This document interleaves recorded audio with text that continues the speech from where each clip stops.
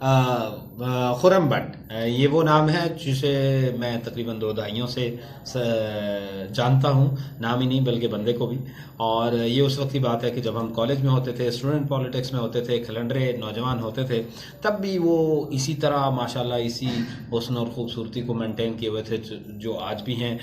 ہمارے شکل و شبہات بدل گئی لیکن ان کے ہاں نہیں. یہ تو ایک ذرائع تفنن بات تھی، لیکن خرم بٹ کو خدا نے مختلف صلاحیتیں اور بدرجہ عتم دی ہیں.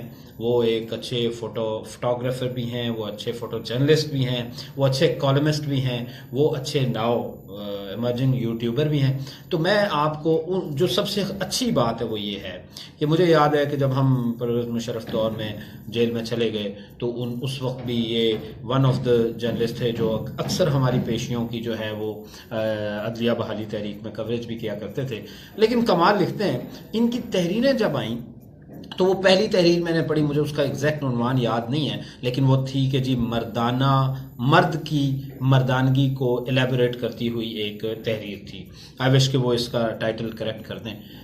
اس تحریر نے مجھے یہ راز فاش کیا کہ خرم بٹ کے اندر ایک منٹو ہے جو چھپا ہوا ہے.